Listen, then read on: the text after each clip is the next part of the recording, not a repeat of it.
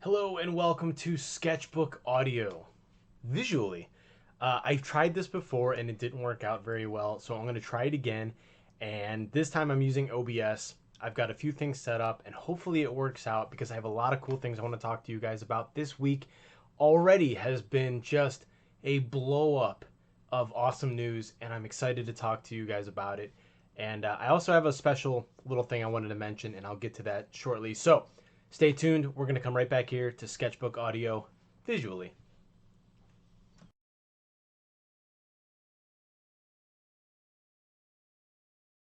All right, we are back here at Sketchbook Audio Visual. I'm your host, Ryan Sketch. Thanks for tuning in. Now, this has been requested of me for quite some time now that I do this visually, and I'm really excited that I got everything worked out to do so. I'm still messing around with some of the overlays, some of the skin, some of the details, some of the ins and outs of my stream here. Now, this will still be available through anchor.fm. They actually now allow you to upload videos, and so I will be doing that. So you'll still get the audio from this. And God, I hope I am still, whoops. This is interesting. Let's see if I actually have audio. Um, you know what? I'm gonna edit this one. I'm gonna cancel this one. We're gonna be right back. All right, we're back. Sorry about that. I had to figure out. My OBS is telling me that I'm using my Yeti mic right now, and I most certainly am not because, well, it's disconnected. So I am not using that. I'm using my Logitech. Fortunately, my office isn't really lit the way I wanted it to. These lights up here weren't supposed to be directly above. They're supposed to be on the side, aimed this way, and it gave a very poor lighting effect. Anyways, so we're doing this visually now, and I hope this works out for everybody because you'll get to see me visually, and you'll also get to see or hear me audibly through any of the podcast outlets out there, whether it's Stitcher, Anchor.fm, which is the one I currently use, as well as iHeartRadio, Apple Podcasts, Google Podcasts, any of those. You're going to be able to find this podcast there. And I believe Spotify lets you watch these.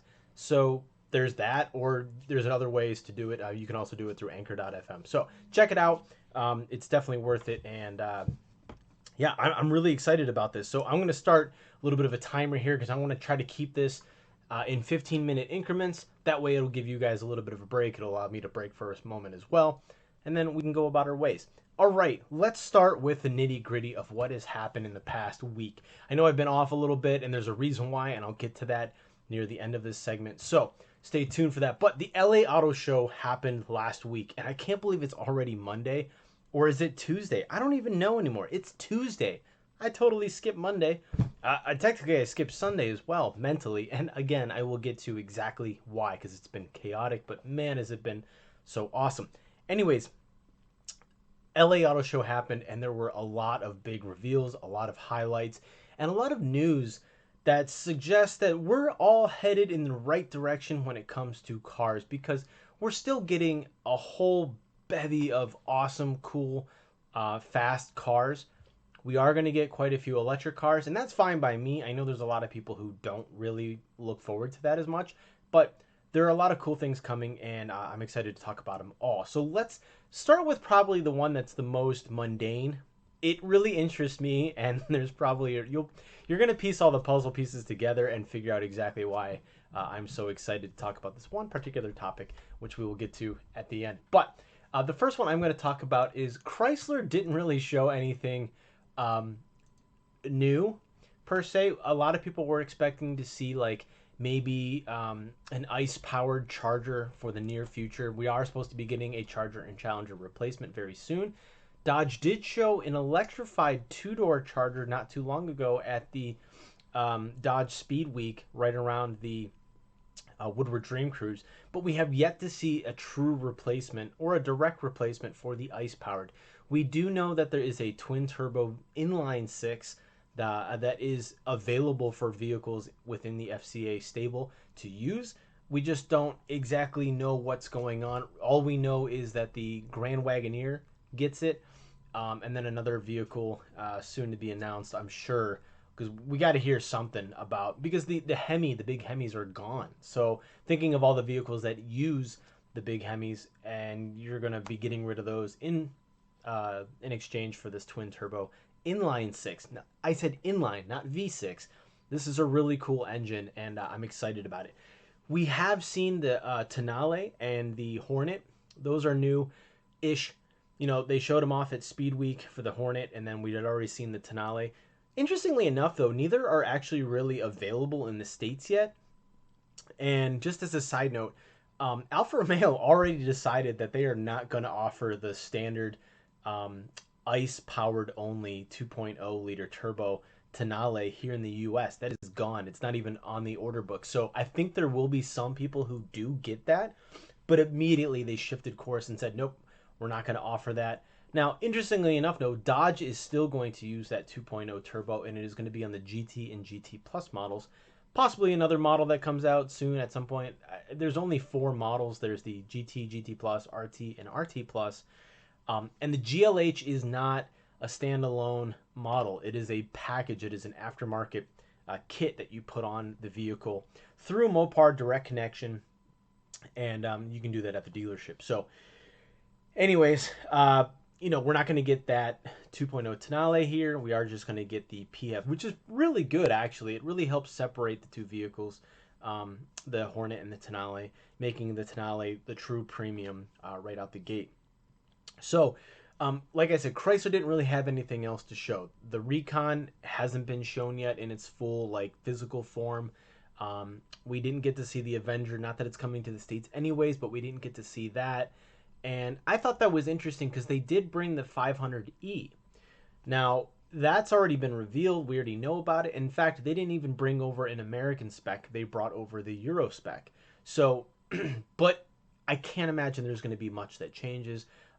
The Euro spec got a lot of the safety features and a lot of the airbags that, and then probably a lot of the bumper reinforcements and stuff that American cars require. They're mandated to have. So, you know, we'll see. Who knows? But it's going to be called the 500E, and that is coming in 2024. Yes, it's a long way away.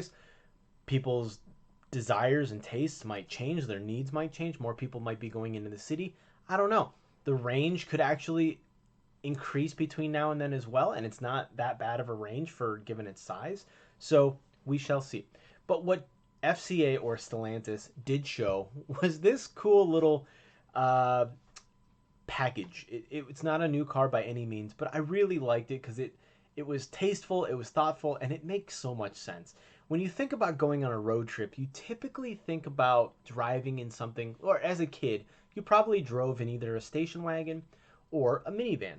For my family, it was minivans, and we've had everything from the Ford Windstar and Freestar to, I think there was even a Chevy, like Illumina van in my family at one point, all the way up to Dodge Grand Caravans and Pacificas. But we are going to be getting a special edition not 300 Pacifica called the Road Tripper, and it's perfectly and aptly named because it's the perfect road tripping vehicle, right? I mean, you're either going to get an SUV or you're going to get a minivan, and the Pacifica has it all. It's got all-wheel drive. You can get a plug-in hybrid variant of it, and it does really well. It's a good, safe vehicle, and I think the Road Tripper name moniker fits it perfectly. You can store a ton, you can fit a lot of people in there, and you can put stuff on the roof, you can trail things, you can put a lot in the cargo area, you can even put a bunch of stuff in the floor because of stow and go, and you know what, it just makes sense to be the perfect vehicle. But what did they do to make it special? Well, not a whole lot. They gave it different wheels with a granite crystal paint scheme. They added a lot of the granite crystal accents all over the car. They also added this really tasteful orange to the Chrysler badge in the front and the rear, and I believe on the wheels as well. Yes, on the wheels. So I'm looking through some pictures. Let me actually show you guys, because this is Sketchbook visual. So let me show you exactly what I'm referring to.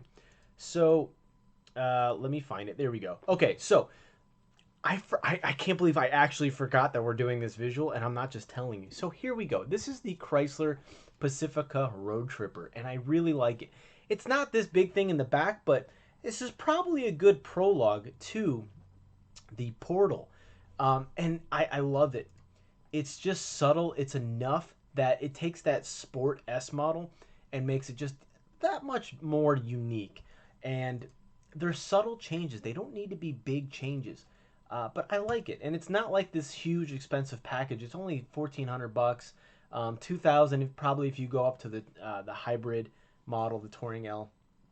I could see it getting a little bit more expensive there, but I like it. So let me know what you guys think in the comments, or however you want to get a hold of me on this one. Just, you know, let's talk about this one because it's not that big of a deal, but at the same time, it's kind of cool. Minivans are still very popular. Okay, so the next one, I mentioned the 500e was coming, and you can already see hovering right there on the top of my screen. There's a bright lime green one coming. What is that one? Well, today at 8 o'clock this morning, American time, so in Eastern time, over in Europe, it was 2 p.m. and in Italy, and then in China, no, it was Japan. It was 8 p.m. So, no, it was 10 p.m. So pretty interesting what they showed off today. It is a 500 Abarth, and if you listen to the guy though, they don't say Abarth, they say Abarth. There's no H. Just say 500 Abarth. And actually, when I was watching it and I was reading the subtitles couldn't keep up, and they kept spelling it in about a dozen different ways. So they called it Albert, Abert, Abart, Abard, and it just kept getting weirder and weirder. But they did occasionally say Abarth, which is basically just Abarth without the H. Anyways, this is a really cool vehicle. I love it. And I say cool a lot, but come on. This thing is rad. Not only is it in this electrifying, venomous green, electric yellow kind of color, it just has all of the things that made the Abarth 500 exactly what it was. A bit of a body kit, some gloss black accents or dark gray accents, whatever it might be. A sinister look. I mean, just look at these angry eyes. If you were to actually cover those, and I can't really do it on the screen, but if you were to cover this whole section here, this would just look very angry. And I have a funny feeling people are going to cover this thing with like a matching green vinyl or whatever, but who knows? I think the Abarth logo on the side is actually three-dimensional, so there's a texture to it. It's not just a flat piece of vinyl, but that's pretty cool, whatever it is. And then the Scorpion logo actually has a lightning bolt going through it. It always had something going through it, but now there's that signifying electric vehicle, electric lightning bolt, and that's pretty cool. You know, it's got the black roof that a lot of the 500s have had over the years. And when you look at some other pictures, it maintains the Fiat 500 look, the Abarth look that has made this car so popular. And it was interesting that they mentioned that in Japan, this is one of their biggest markets for Abarth. Not necessarily the 500, but the Abarth brand. So that's the 124 Spider, which is based off of the Miata, which makes sense because they're made in Japan. The 500 Abarth. And now in Brazil, there is a Pulse Abarth. It's the first SUV to wear the Abarth moniker and the Scorpion. So pretty cool. They did say that this thing is actually faster than the fastest gas-powered Abarth. And that makes sense in a way because you've got that instantaneous torque that you don't quite get from a ICE-powered vehicle. But knowing that overall it's faster anyways, you know, on a track, that's pretty awesome because it is heavier, you know. With the battery pack, this thing makes it a little bit heavier. The inside is pretty similar to the normal 500e. I think some of the differences are this whole entire panel up at the top is Alcantara suede, and it's got these really cool ripples that kind of remind me of like the ripples on a scorpion's back. You know, they're all segmented, so it kind of, I don't know if that's what they were going for, but it kind of makes sense. You get Alcantara suede on the sides with big thumb bolsters on that big juicy steering wheel. And one thing I really like about this is they brought a third spoke back. The normal 500e does not have this lower U-shaped spoke. It's just a straight across, and then it doesn't have this massive Scorpion logo in the middle, obviously. They also added a performance gauge, so not only do you get to see your electric charge or how much distance you have till empty, you also get to see some performance numbers and a lot of upgrades that a normal 500 Abarth does not have. And you get this cool blue 12 o'clock signifying mark up at the top of the steering wheel, which I'm not sure why they went with that blue, other than maybe it's the same reason Jeep has that blue for its 4xe. It's the same blue, but this blue doesn't show up anywhere else on this car. Overall, though, I love it. I love the little white accents, the black roof, the black mirrors. Now, they're probably going to say they're like silver Myron or black Myron or gray Myron, whatever it was called. It's not black. There's a little bit of gray to it and definitely a sparkle. So who knows? It's just a cool looking vehicle, and I gotta say, it sounds really interesting. It does sound like an Abarth. The only thing it's missing are the pops and bangs and some flames shooting out the back. But I think you can modify it to shoot flames. You just can't modify it to have exhaust because there's no gas-powered engine up front to do that. I would be interested to see somebody retrofit this with the 1.4 liter turbo or some other, maybe the 1.3 turbo that's in a lot of FCA and Stellantis products right now. Would be interesting. I mean, the sky's the limit when you got money. Somebody took a Tesla and put a V8 in it, and somebody took another Tesla and put a range extender gas motor in it. Crazier things have happened. But I like this. I'm excited for it. The one thing that, though, they stopped shy of saying was that this was coming to the U.S. He never said it. He said Europe, Japan, Brazil, and India. Everywhere else, not mentioned. No Canada, no U.S. So, I'm surprised. This the 500 used to be made in Mexico, so it's not far from the realm of possibility that this thing could come to the U.S. eventually. But it's going to be post 2024 because that's when the normal 500e comes to the States. So I've got some time to wait before I get another 500. But if I do, this is the one. I want this guy. Let me know what you guys think about in the comments because, you either love it or you hate it. And most people have always been that kind of way with the 500 anyways. But now that it's electrified, if you're an Abarth owner, tell me, does this make you cringe? Is this worth your time? Anyways, we're going to go on a little bit of a break, and I will be right back, so don't go anywhere.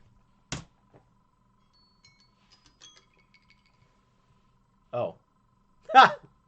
You guys heard that.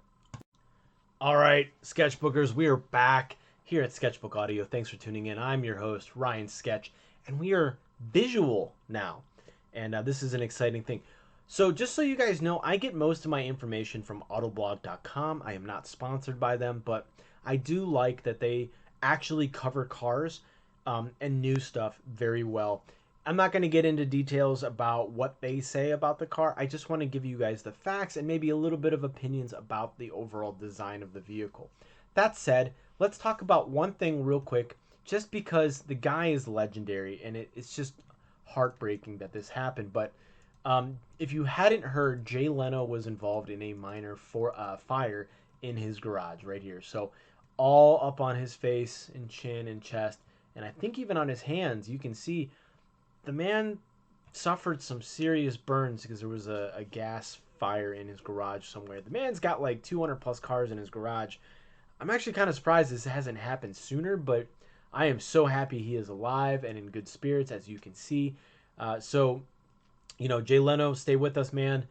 You are a legend in your own right, and to the world, everybody knows you. And I wish you the best and the swift recovery. So, that said, let's move on to some of the things that showed up at the LA Auto Show. This one was pretty wild. This is a car that Genesis has already shown, but they showed a four-door, and now they have shown a coupe convertible version of it, and it's quite stunning.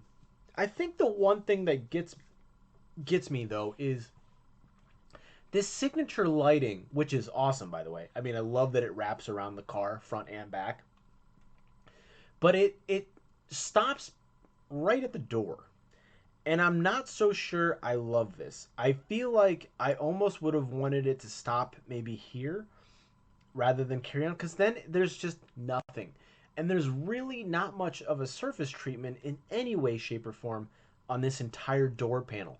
Not until you get to right here where you can see this subtle change in form and texture. And you've got a little bit of a shoulder cut for the rear wheel. But overall, I mean, it's just a flat panel. And I'm, I get that it's meant to be a very clean slate design, very organic, very sculptural. But I feel like something else could have been right here. It didn't need to be overstyled or anything, and this didn't need to be super dramatic in how it ended. But I feel like it just stops, and it stops right at the fenders, and it stops right here, where it doesn't bother me that it stops at the fenders. I like that it continues to go through, but because there's nothing here, there's very little volume or shape right here. It's just a flat surface. It's a little weird. But overall, it's a really cool car, and I love this shield. Let me see if there's another picture. Here we go. So it's called the Genesis X Convertible, and maybe from the side it looks better, like the front 3/4. I like it overall, and this interior is to die for. It is a perfect driver's car. I had this conversation recently with somebody about autonomous cars and how they're the future. They are. It's going to happen eventually. The problem is right now it can't happen. And I'm not going to get into that on this segment. I will talk about it in the next segment, so stay tuned for later at the end of this week where I will go into the future of autonomous vehicles. But for right now, you got to give Genesis and any other car credit when they really put the driver for first and front and center, and just driver-focused interiors are awesome. And we don't see many. We typically see them in supercars or sports cars like the Corvette or the Viper or something along those lines. But overall, this is a really cool concept. And these lines up here, I think they're illuminated. Kind of reminds me of the Chargers, the Charger SRT Daytona Banshee, or Charger Daytona SRT. I forget how they said that, but it's 4 different names in one. That wrapped around the driver and the passenger, but then there's this centerpiece that just wraps around the driver, making them the focus of the car. I like this. Now, Ford mentioned that their recent Mustang was very fighter pilot, cockpit, and I didn't get that. You know what? In fact, I'm going to bring it up just so you can see 2024 Mustang interior. So you can see this is what they claimed to be fighter jet cockpit. And while, yes, there's a total difference between the right hand and the left hand, where in typical Mustang fashion, there would be a double bump here, and they got rid of that. Now, everything here is aimed slightly at the driver, kind of, not really. Even this screen, instead of being flat in front of the driver, it's actually tilted, towards them from this side. It's kind of weird. The screen here is pretty flat, and then everything else is not very cockpity, I guess. I don't know how to put that. It doesn't feel quite like this car to me. Let me get back to that. It doesn't feel like this to me. This feels like fighter pilot cockpit. And I personally have a few friends who fly fighter jets, and they have said, this is something more like what a fighter jet. Plus, they have so many other instruments and buttons and levers to flip and stuff. So I think this feels more like a fighter cockpit. Anywho, that was a really cool concept. But how about a production model that looks conceptual? The Toyota Prius, the new 2024 Prius. What happened? I mean, did somebody over at Toyota take a lot of Red Bulls and figured out how to make the Prius cool? The Prius is not a bad car by any means. Do not let me suggest that it's a bad car. It's just for the mass public, the mass consumer market, it's not appealing to everybody. There's a select group of people who will buy a Prius. Now, whether it's out of need or you just really want to be eco-friendly, eco-minded, fine. Nothing wrong with that. But this Prius is just bonkers. It's so cool. This line right here is some advanced styling. I mean, this goes all the way up to the tail and then wraps around and comes back. just really good surface treatments. There's a little bit of Lexus in here. This is an exotic built into a functioning everyday commuter. And I'm actually tempted to get this even over the 500 Abarth. I love this. And I really like that Toyota is doing this C-shape boomerang cutout where the daytime running lights and the headlights kind of cut into the hood and the fender and the bumper. It's bonkers. There's so much going on, but it's also very clean. It's a clean design. Look at this front. It's not busy. You just have this nice subtle graphic up here and a lower mouth that's very large. It's a very large intake, which you got to understand. The Prius isn't 100% electric. This one is not 100% electric. It is powered by both gas and electric. But still, super cool. And I don't know, they just figured it out. Even these taillights and these vents, which they put on the Camry and on the current gen Prius, they put these fake vents up here. I think these are actually functional now. I don't know where the air comes from, but if you think about the Kia Niro, the Kia Niro has that blade right up in here where the air actually passes through and out the back. It's functional.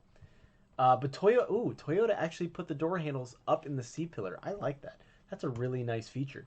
The interior, also super cool, very futuristic, modern also, and I mean, you can use modern, contemporary, futuristic, whatever, high class, technical. I like it. And it's similar to what Kia has been doing, like with this big giant screen and one or two volume knobs. But at the same time, it's different. It's very Toyota, and I love it. The only thing I don't like about this car is the steering wheel. I don't like it. Maybe it's just because this Toyota logo is so big and obtrusive. I don't know. Maybe it's just because these wings kind of feel like gills on like the Predator or the Fishman from The Shape of Water. I don't know.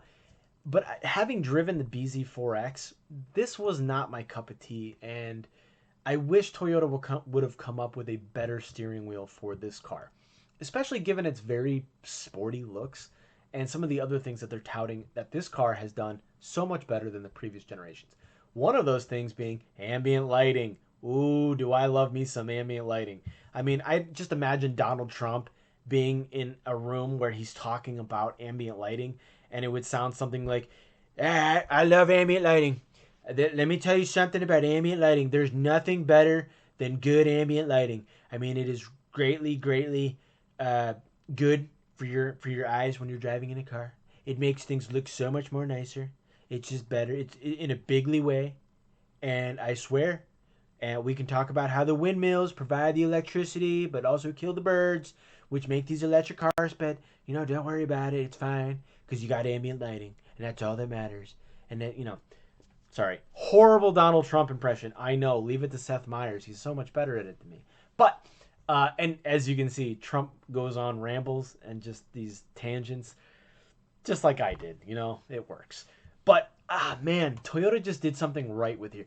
There is still a lot of gloss black in here, and you can see it all up and down here. It's just, it makes my stomach turn. But the seats are extremely comfortable. I know this because they're the same seats that are in the BZ4X. Hopefully, though, this feels better interior quality, fit and finish wise than the BZ4X. I'm not a fan. I think the exterior is kind of like a catfish, where not the actual catfish. I mean, like it's like you're getting catfished. You look at the car from the outside and you're like, oh, futuristic, really cool, high quality. This thing is wild. And then you get in the interior and it's just boring. The only redeeming factor is it's got a cool trick wireless phone charger that's covered by, what do you think, gloss black plastic, and that's it. But that thing will break pretty easily. And the other thing that's kind of cool is this gauge cluster.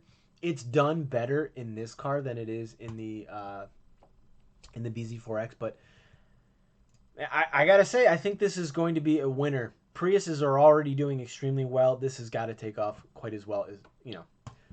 The next thing I want to talk about, far from electric, total Porsche badass.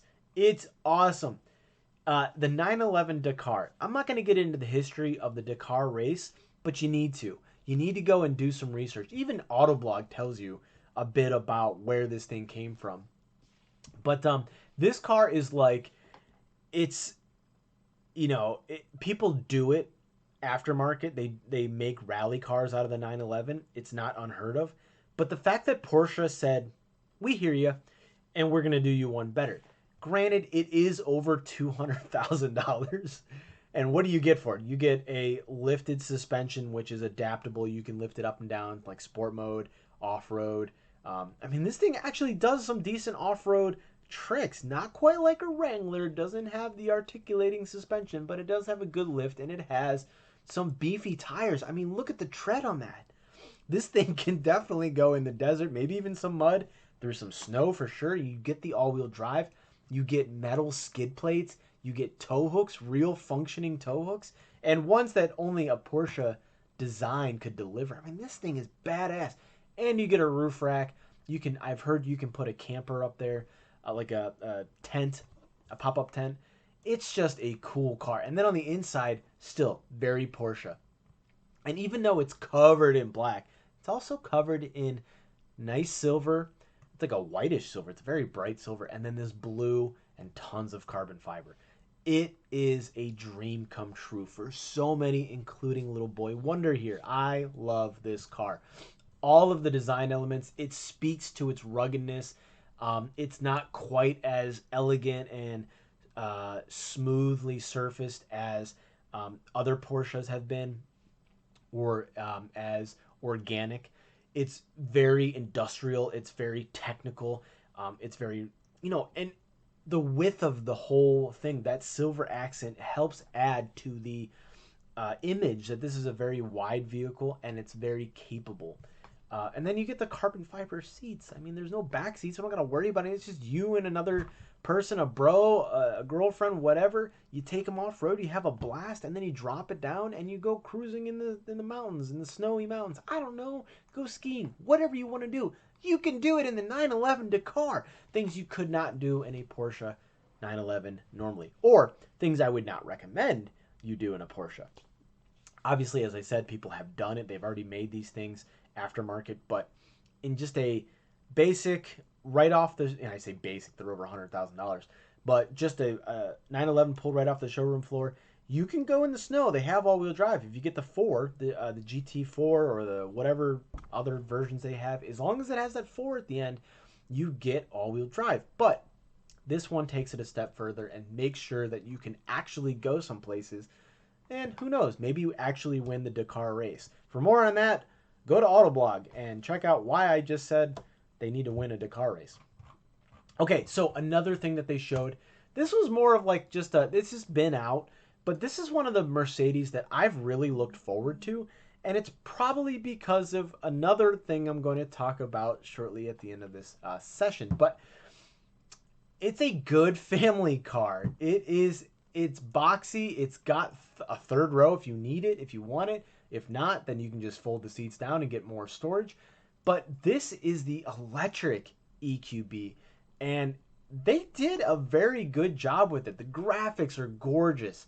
The LEDs inside these vents, amazing. The fact that these are bronze, along with the wheels being bronze, perfect. I mean, this thing is just awesome. And one of the things I like, and the reason why I like these bronze accents, is it reminds me of like a battery, a coil pack, where or a magneto, if you will, where you have a battery wrapped in copper wires, and then all of a sudden you get this magnet, and it looks like this. You have like a lot of black, and then you have this bronze or copper look to it. So they did a very good job of bringing electrification into it in theme, but also in purpose, where this is an electrical vehicle. So you can see in the back you get that extra cargo space when you don't have the third row up. I don't know if this model exactly has the third row seats. Maybe it doesn't look. I mean, these seats are in there pretty good, but this at the least is a 2-row model. I don't know how Mercedes made that work. I don't know what they do, but you can get this in a 3-row model. Maybe only in the gas version. I don't know. And the batteries are back here. Who knows? Whatever. It's a good vehicle, and I like seeing these on the road. I think the only thing from a design standpoint that I don't like is this face. When they first came out with the EQS and the EQ, I forget, the SUV version, this was very seamless. And the Mercedes logo and these little vents, everything was flat, and it was all behind a glass panel. Now there's actual texture to it, there's dimensionality to it that I think took away from the uniqueness of that face. And you can see this big, massive face kind of in their dashboard too, in the IP. Which, by the way, if you didn't know, the EQE electric version of the E Class has been, or actually no, it's just the new E Class has been revealed. It was leaked by China many a time recently, and but you can see that big giant screen that they're doing, the super screen. I forget what it's called. It's kind of like the face of the Mercedes, but they added all these breaks and cuts and stuff, and I just wish this was one big giant piece, or at the least hide these seams and all this texturing behind one big giant piece of glass. Now, they probably did that to make it cheaper to replace parts, because if you crack one side of that, you'd have to replace the whole thing, whereas if you just broke one headlight, you'd only have to replace one headlight. Maybe that's why, but then again, it's a Mercedes. It's expensive anyways. I mean, you get leather up in here on the dash, you get leather all here, synthetic leather, you get real metal handles, it's a Mercedes, right? So I would expect just to pay a lot of money for it anyways. But cool SUV. I like it. The other thing I didn't like about the EQB, or just the GLB, which is what this thing is based off of, is, let me find the picture for it. Where is it? I just want to side this line, this little kick up. It's weird. I don't know why they did it. I wish it was just a seamless pillar or a belt line. But maybe now, the more that I see it, it kind of makes sense in these pictures. It always looks weird when I see these things in person. I wish this just went straight across. This is basically a replacement for the GLK, and that just had a straight line. But it also had a very sharp roof line back here. It was a very boxy car. This is meant to be Mercedes' kind of entry-level off-roader. Then you get into the G-Wagon, which, by the way, they have an electric model coming out very soon, and it looks nasty. There's a video out there of them doing just not even a donut. It's just turning on a central axis, and it's insane because all 4 wheels are spinning and actually turning. So it looks like it puts Rivian and Hummer to shame, to be honest. Okay, the last thing I'm going to talk about before we get out of here. So there's the BZ, the Toyota BZ concept. Check it out. It's super cool. I kind of think it's the new CHR. I don't know, but it's electric. It's Toyota, and it's got that really cool boomerang style headlights. The one thing I really love about this headlights is that no matter what angle you look at this car from, you can still see the other side because they're creeping down on the hood. It's super cool. Also a very expensive headlight, I'd have to imagine. There's a lot of little LEDs here, and then a big giant ring tube thing up here, and then little ones up here for side markers. Super cool. This was a concept, but let's be honest. It has an interior. This is the interior. The only thing that you're not going to get probably is everything from the door panel up. All of this might get changed a little bit, especially this. Now, this was cool to see in a concept. This is kind of like Samsung's foldable screen, right? The problem for me here is, being that I'm a user of said phone and said foldable, bendable screen, is that if you're doing it like this, you need to just leave the bottom portion as a touchpad, like a keyboard, and then move everything up. You need to justify all that upwards. And otherwise it looks weird, and you have this super, super annoying bright crease, essentially. And it's not like a crease, like a hard edge. It's just light is catching it at its most apex portions of that curve. And there's an in and an out, or an in and an out. You know, if you're doing a curvature here, there's the start and there's the end. So these 2 points are where those highlights are coming. Everything on the inside, it's going to be dark. So it's weird. I don't think they made the screen, not the actual physical screen, but the digitals, the graphics, everything should have been justified upwards. And but otherwise, I love the minimalist look to this interior. I think it does Tesla way better than Tesla does Tesla. I love this. This is super cool, and it's got some features, some touch capacitive features like the doors, the locks, the windows, and some other buttons that are done the way Nissan did it for the Aria, where there's no actual physical button. There's just a touchpad that lights up. It disappears completely when not in use, but when you use it, the lights shine from behind, and you can see it. This way, though, they made the buttons come through a fabric. This is all like an Alcantara suede or some sort of recycled material. Super cool. I love this car inside and out. I think it's wild, and this is much better than the BZ4X inside and out, and I love the BZ4X on the outside. I just wish the inside was as cool as the interior. Anyways, the last thing I want to mention, though, is the Honda Pilot. I'm going to just glance over this and just say that I like it. But I feel like Honda, for their most recent vehicles, including the CRV, the HRV, the Civic, and now this, the Pilot, they went a little overboard on brand uniformity. All of the interiors are almost identical to the Civic, and the Civic was the first one to show that. Oh, and the new Accord. They all look the same. There's virtually zero differences, with the exception of, in this case, for this the Pilot, the vents on the end are different, but this whole center console, these buttons, they're pretty much all the same from the Civic. Same thing with the steering wheel. It's right from the Civic. Even the stupid heated steering wheel button is in the middle of the spoke. I don't get that. But there are some features that I do like. I like the fact that it still has, well, it is the same screen from the Civic, but there are some features of it that are different, and that's pretty cool. I like the shifter down here a little bit better than the Civics with the, which actually just has a shifter. I like these buttons a bit because it cleans up this space a bit better. And if you're driving an automatic, you don't need a shifter. Paddle shifters, maybe, definitely. That's the only way to drive an automatic, in my opinion. But, you know, this cleans up a lot of space. We all know the automatic isn't doing anything. Like that shifter, you're not fooling anybody. It's not actually doing anything. There's no mechanical wizardry going on underneath it. It is just sending a signal to a computer that's shifting your gears for you or getting you into reverse, drive, whatever it might be. But then you have things like the red accents or the orangish red accents in an all black interior, and it's not bad. It's better than just having an all black interior.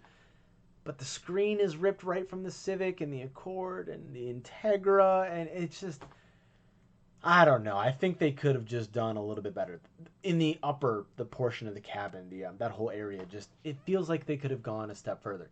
Now on the exterior, I don't know about you, but I get absolute.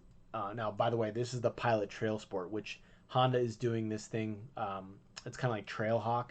They're doing this Trail Sport, so this is the Wilderness for Subaru. You know, that's what they're doing to show like a more off-road oriented version. But when you look at this thing from the side, does this not look a little bit like a Ford Explorer? And let's explore that for a moment.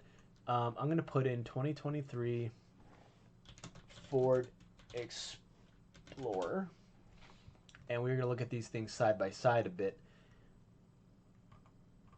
They're not identical, but they're very, very close. So hopefully this actually brings up what I am looking for. But yeah, not the picture I was hoping for. Okay, we look at this. Not a bad looking car. This does have this big undercut. There's a lot going on down here and up here. But then when you look at the Honda, you have a undercut that's way up here, still goes up to this C-pillar, and then this back. Now the difference that I see is that this roof line dips down and then wraps this whole rear glass wraps around the whole car. Whereas in the Honda, this doesn't wrap around, and the roof line stays pretty even, and the glass actually looks like it goes up higher than the rest of the glass, which is a cool feature. Then you get this little kick up here, which mimics this a bit. Down here, similar to the Ford. The Ford has rounded fender flares. This has very, the trapezoidal arches that a Jeep has. But overall, if I wasn't a car guy, I could look at this and get it confused with the Ford Explorer, I think. Not a bad design. It's a good design. I thought it was kind of funny that they look as similar as they do. Maybe it's just me. Maybe I'm absolutely bonkers and crazy. But anyways, before we go, I'm just going to reveal to you guys why I was gone for a little bit and why I'm tired and why I look like garbage. I just had my first child. I did not give birth to that child. Let that go to my wife. I am a father. I am a first-time father, and I am just elated. I don't even know why I'm here. I should be upstairs with my son, but he's sleeping, and I want to make sure that he's well rested and he's not moody and stuff, because I can't deal with other people's crying babies. But for some reason, I'm looking at my son and I'm like, I can deal with you for a little bit. He's adorable. I'm not going to get into specifics about him because it's just privacy things, and I just want to keep it that way. But if you follow me on Instagram, sketchbook_audio. If you follow me on Facebook, Ryan Sketch, you'll probably find some pictures of my son. He's adorable. He is my world. I am so happy that he is in my life now. Also, on a downside, there's the positive. Now I got to bring you down a little bit to reality, my reality. I just found out today that after the car accident I was in back in October, early October, with my brand new Integra, mind you, I have 5 or 6 really messed up herniated discs in my spine. Fantastic. First it's brain surgery, now it's spinal surgery.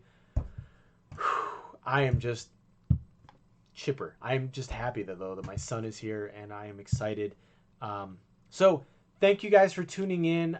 I hope we can continue to do these live ones. I'm not going to do them every single time. Probably what I'll do is a video and then jump into an audio just to kind of go over some other topics. But I want to make sure that I get you guys seeing what I'm seeing.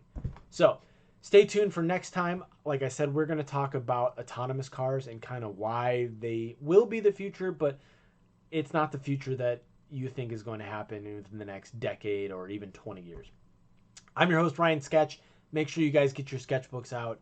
And more importantly, love each other. Be good to one another. Take a moment to whatever pisses you off. Just take a breather and say, is it worth it? Is this going to make or break my day? Now, if it does, if you really have the good reason to be mad, like, some kid rear-ended you and destroyed your back, it's okay to yell. It's okay to get mad. You're mad. It happens. It's not okay to take it to a certain level and you become violent and abusive and that engulfed in rage. Take a step back. Remember you're alive. Everything is good. You can replace the car.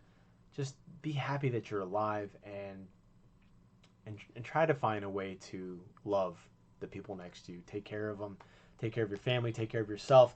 And sketch, sketch, sketch. Till next time, your host, Ryan Sketch, here at Sketchbook Audio.